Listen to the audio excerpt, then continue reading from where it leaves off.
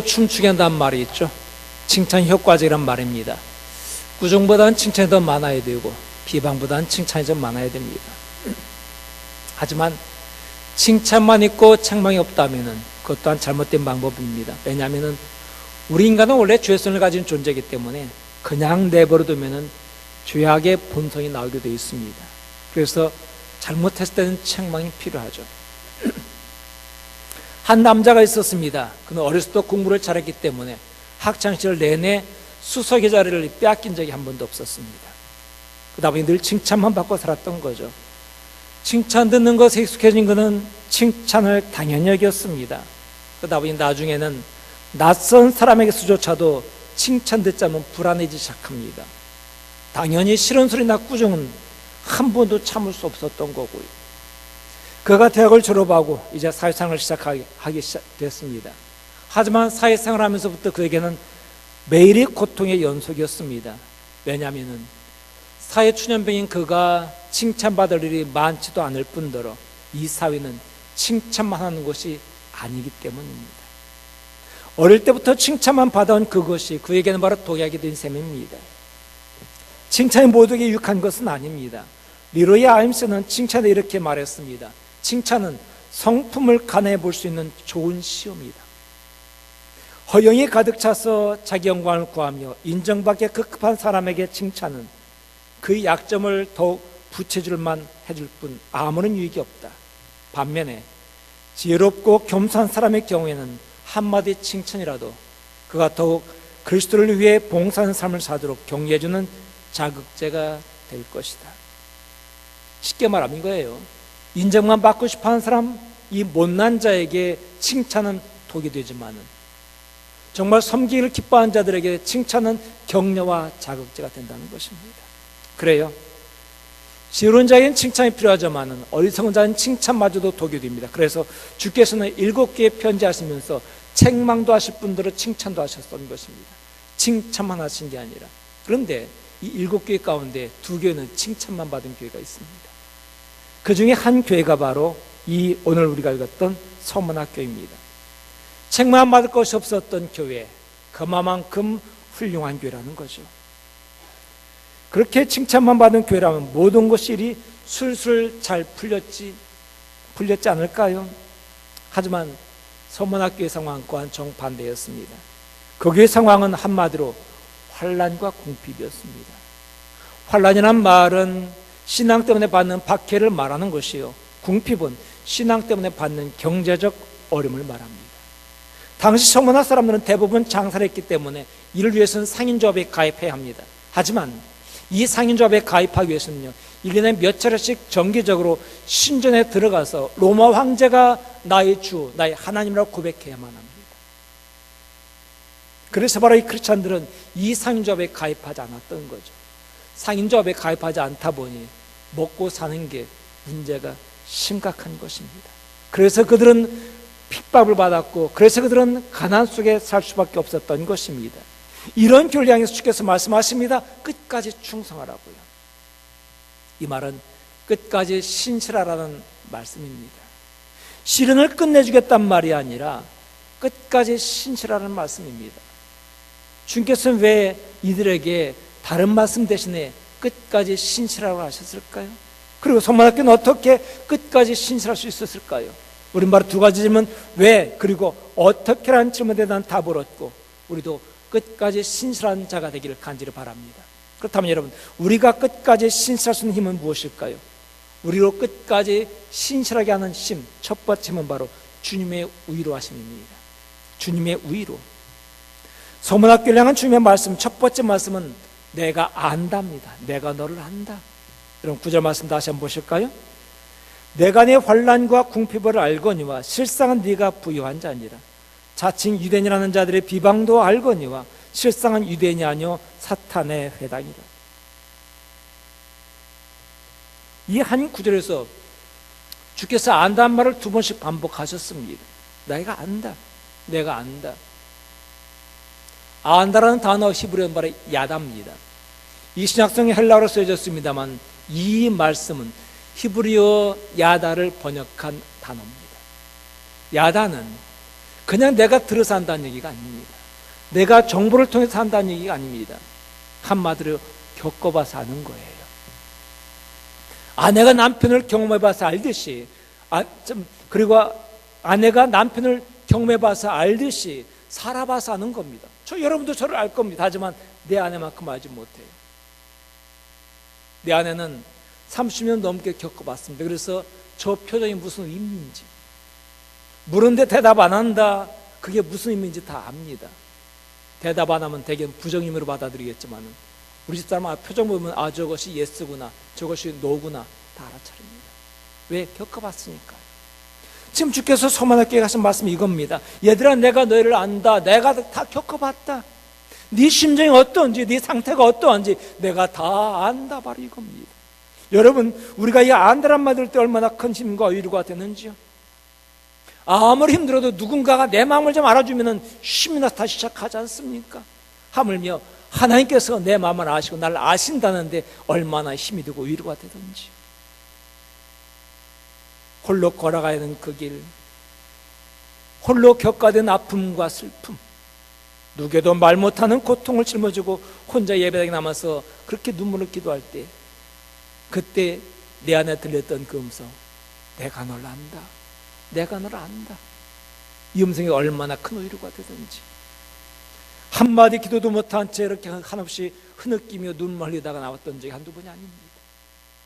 그것이 위로가 되기 힘이 돼 다시 그 길을 갈 수 있는 것이고 끝까지 그 길을 갈 수 있는 거죠. 그래, 여러분, 시련과 궁핍 가운데서 끝까지 그 길을 갈 수 있던 힘이 됐던 것은 바로 주의 위로의 음성, 내가 너를 안다는 그 음성이었습니다.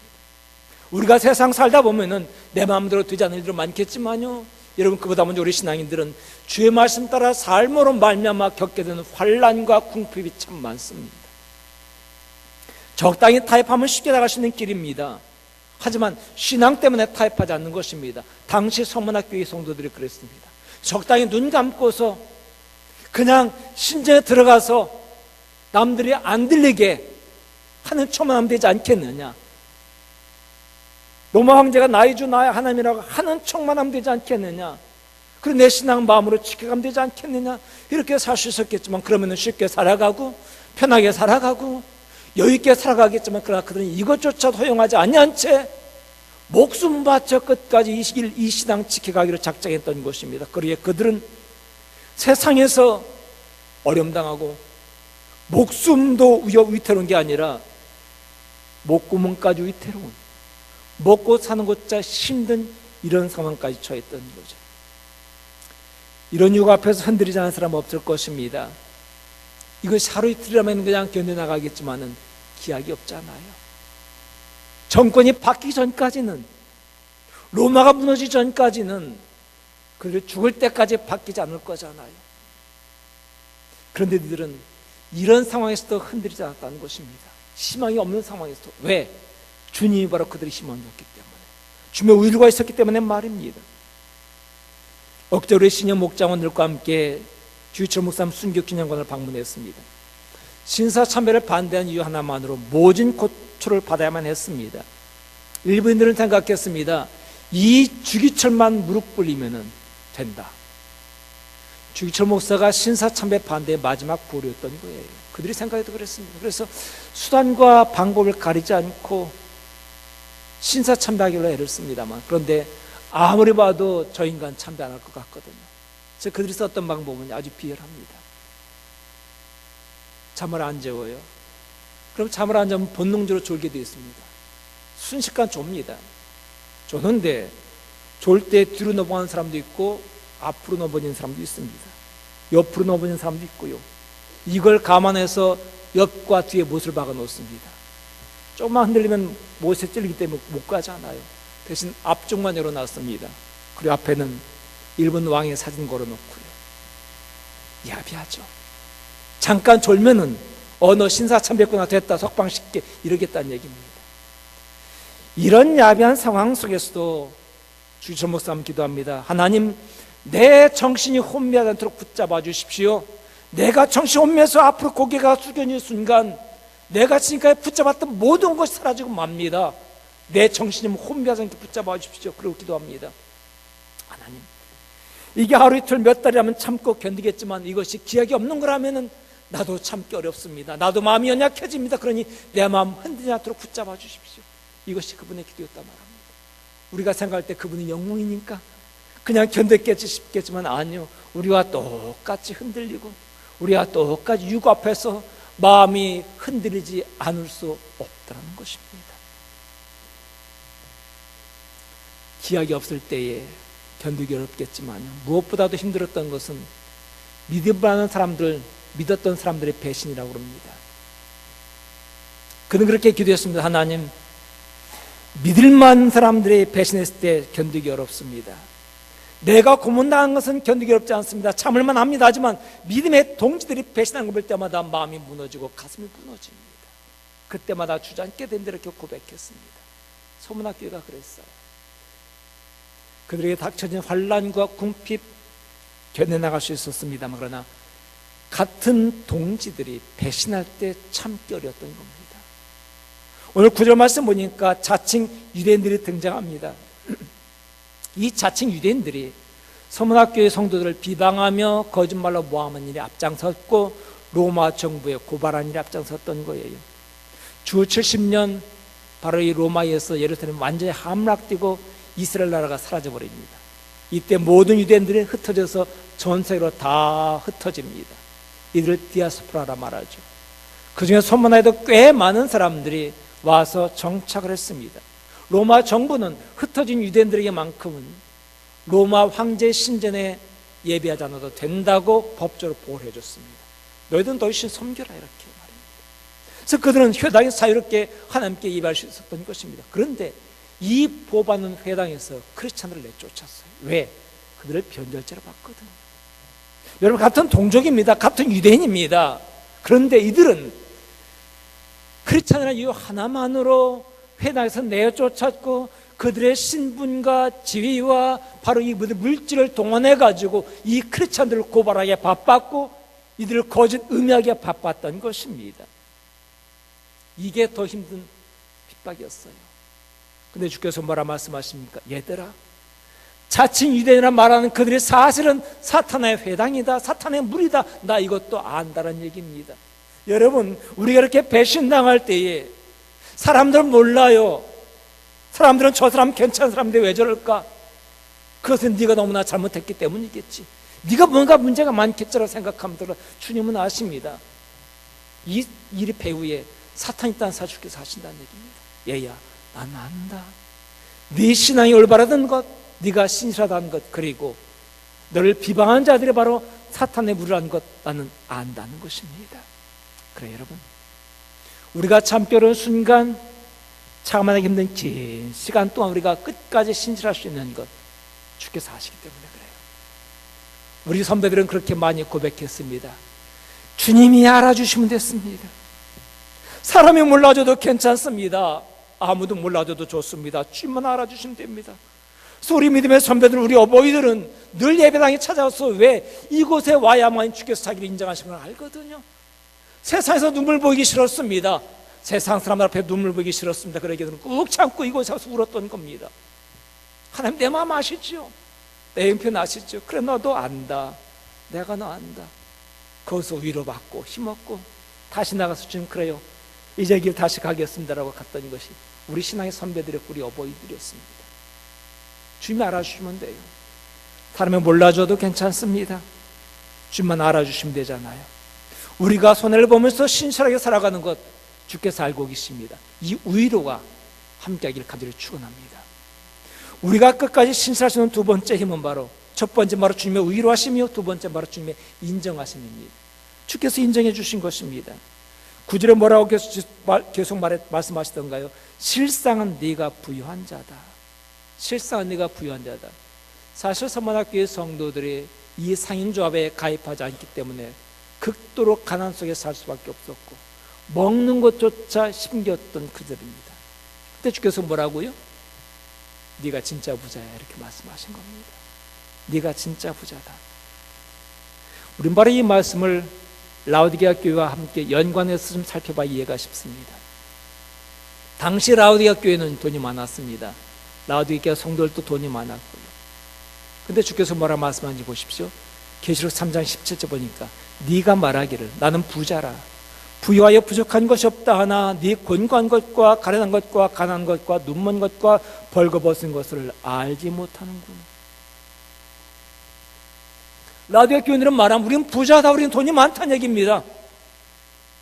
우리는 부족한 것 없다 말합니다. 그런데 주께서 말하기를 네가 곤고한 것과 가련한 것과 가난한 것과 눈먼 것과 벌거벗은 것을 알지 못한다. 이 말을 그 성도들이 이해했을까요? 못합니다. 왜? 돈이 많아요. 절대 가난하지 않아요. 라오디게아 안약 공장이 있습니다. 그러기에 안질 환자들 다 고쳐줬습니다. 우리에게 안과의사가 있기 때문에 아주 명의 중에 명의가 있기 때문에 우리에게 백내장 논내장술을 다 해주고 노안술까지 다 해가지고 노인들도 돋보기 없이 성경책 봅니다. 근데 주께서 말씀하시고 너희가 눈이 멀었구나. 안약을 좀 놓으라. 그래 라오디게아 성도들이 말한 겁니다. 아니 주님, 우리 교회에 안약이 넘치고 우리 교회 안과에서 넘치는데 무슨 말씀하시는 겁니까? 또 말합니다. 거긴 바로 이 모피 산업이 아직 활발했기 때문에 모피가 유명한 동네입니다. 그러기에 성도들은 다 모피 입고 나와요. 근데 주께서 말씀하십니다. 너희 벌거벗은 것을 알지 못하느냐. 아이고 주님, 우리가 지금 이렇게 진짜 고급 명품 옷으로 찌장거 나왔는데 벌거벗었다니. 주께서 뭘 말씀하시는 건가요? 너희들의 겉모양과 육체적인 삶과 세속적 삶은 이렇게 부유하고 넘치는 것 같지만 사실 너희 영적으로 참 가난하다. 영적으로 헐벗고 영적으로 굶주렸다는 것입니다. 왜? 하늘나라에 쌓아둔 게 없으니까 말입니다. 지금 서문학교 이걸 말하는 겁니다. 서문학교의 성도들아, 너희가 지금 가난하고 헐벗고 굶주렸지만은 아니야. 실상은 너희가 진짜 부자야. 너희 하늘나라에 쌓아놓은 보물창고를 봐라. 너희 은행에 채워진 그 잔고를 한번 바라봐라. 이것이 진짜 부자가 아니라 무엇이냐, 바로 이런 얘기입니다. 이 땅의 부자가 진짜 부자가 아니라 하늘나라의 부자가 진짜 부자라는 거예요. 이 땅에서 하늘은 잠깐입니다. 하늘나라는 영원합니다. 적당한 타협으로 축적한 재물보다는 신실한 믿음 때문에 선택한 가난이 더 영광스럽다는 것입니다. 주께서 그걸 인정해 주신 거예요. 여러분, 이 정도 되면 이제 서문학교의 모든 환란도 다 끝나고 탄대로가 열리지 않을까요? 근데 주께서 이어서 말씀하십니다. 10절 너는 장차받을 고난을 두려워하지 말라. 장차받을 고난을 두려워하지 말래요. 다시 말해 아직도 고난이 남아있다는 겁니다. 아니, 이 정도 칭찬받는 교회, 이 정도 신실한 교회, 이 정도 믿음직진 교회라면 이제 됐지 않습니까? 그런데 왜 이들에게 더 고난이 남아있다는 말씀입니까? 그리고 그들이 하신 말씀이 끝까지 충성하래요. 고난 남아있지만 끝까지 신실하래요. 전 여기서 한 가지 의문이 생깁니다. 왜 하나님께 다 하신다 말씀하시면서 왜 서문학교에는 더 고난받아야 되는가? 사실 이 문제를 오랫동안 고민했습니다. 왜 그런 것인가? 그걸 창세기 22장에서 답을 찾았습니다. 창세기 22장은 말 하나님께서 아브라함에게 네 독자 이삭을 제물로 바치라, 번제로 바치라는 말씀이 있는 장입니다. 왜 하나님께서 아브라함에게 아들을 번제로 바치라 하셨나요? 물론 아브라함을 시험기 위해서인데 하나님께서 아브라함의 믿음이 아들을 바치만 믿음이 있다는 것을 모르셨을까요? 전능하신 하나님이 모르셨을까요? 아니요, 다 알고 계십니다. 그런데 왜 그러셨을까요? 유대인들의 해설 성경 미드라시는 이렇게 말합니다. 거기에는 이렇게 기록되어 있어요. 그것은 열방에게 증거하기 위해서다. 쉽게 말해 이겁니다. 나도 알고 너도 안다. 하지만 남들은 몰라. 말만 해서 몰라. 그래서 증거로 보여주기 위해서야. 네 믿음이 신실하다는 것과 네가 네 아들 독자 이삭도 아끼지 않고 내게 주셨다는 믿음이 있다는 건 난 안다. 하지만 이것을 세상 사람들이 알게 하기 위해서는 이 방법밖에 없다는 것입니다. 충성스러운 서문학교도 그랬습니다. 이 서문학교가 아직도 환난을 겪어야 되는 것, 아직도 고난을 겪어야 되는 것, 이것은 바로 이 서문학교를 통해서 믿음이 증거되어야 되기 때문에 아직도 고난 많은 성도들, 앞으로 고난 많은 성도들에게 얘들아, 서문학교가 아름다운 모델이 될 것이다. 이 고난이 다가 아니란다. 이 고난 끝나고 난 다음에 하나님께 영광스럽게 우리를 갚아주실 것이다. 이것을 보여주기 위해서는 너희가 모델되고 너희가 훌륭한 조교가 되어야 된다 이겁니다. 그래서 서문학교가 믿음의 마지막 보루였던 거예요. 이런 일이 바로 우리나라 역사에도 있었습니다. 당태종이 30만 대군이 끌고서 고구려 쳐들어왔을 때 그 기사가 얼마나 등등하던지 요동성이 정복되면서 국경지의 모든 초롱터널이 다 무너졌습니다. 고구려의 앞날은 풍전등화 같았고 고구려의 멸망은 바로 눈앞에 있었습니다.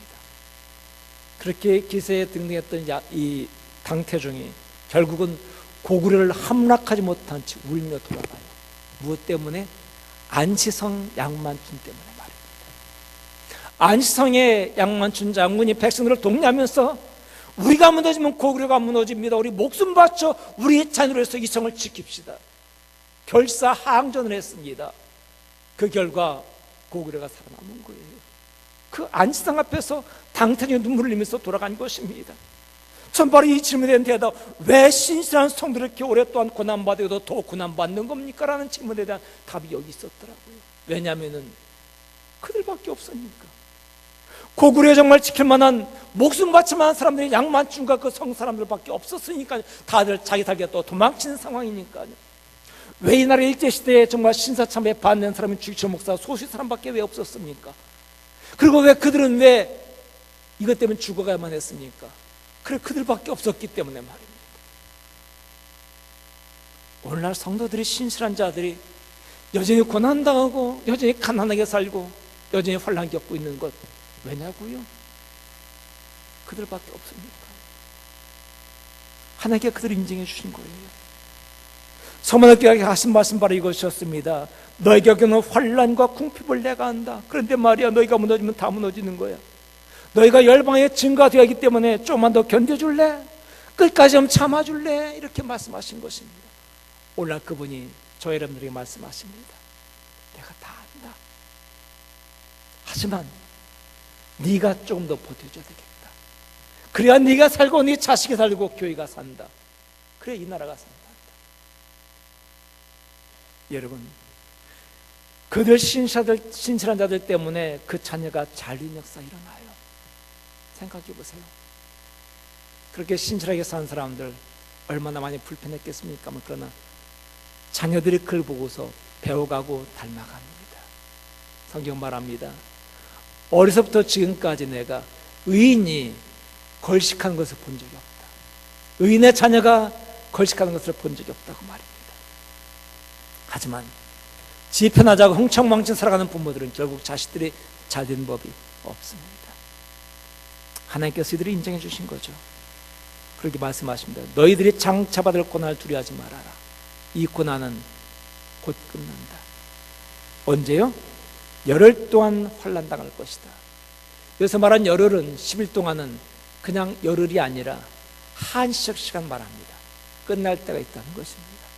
그래, 여러분, 아무리 사탄이 장난치고 뭐해도요, 반드시 끝날 때가 있습니다. 그러므로 사람이 인정하든 말든 간에 상관하지 마시고 우리와 함께 하신 하나님, 우리를 위로하신 하나님, 인정해 주신 하나님을 믿고 바라보며 나갔으면 좋겠습니다.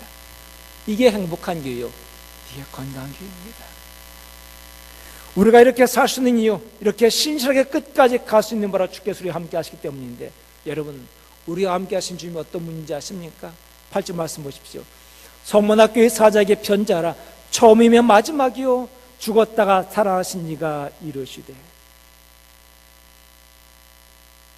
주께서 당신을 소개하십니다. 나는 처음과 나중이요, 그리고 죽었다가 살아난 자다. 처음과 나중에는 말의 의미는 역사의 주관자라는 뜻입니다. 역사가 내 손안에 불려간다. 죽었다가 산 자라는 말은 바로 죽음의 권세를 정복한 자, 즉 생명의 주관자라는 말씀입니다. 그러게 말씀하신 건 무엇인가요? 이 세상 역사는 로마가 움직이는 게 아니라는 얘기입니다.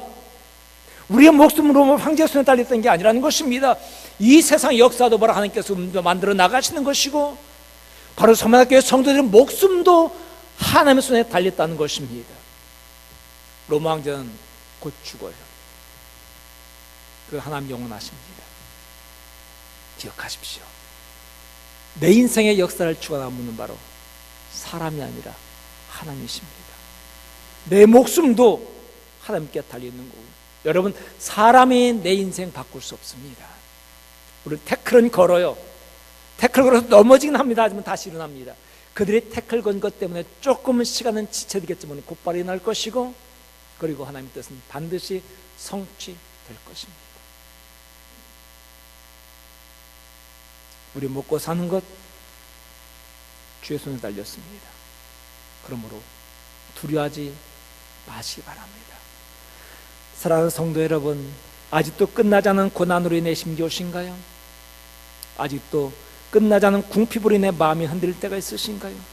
그럴 때 바로 내 인생 역사의 주관자이시며 생명의 주관자이신 주님을 바라보시기 바랍니다. 그리고 그분이 나를 아신다 말씀하시는 그 음성 듣고, 나를 인정해 주시는 그 음성 듣고 오늘도 그분 바라보며 끝까지 신실하게 살아가는 저 여러분의 삶이 되기를 간절히 축원합니다.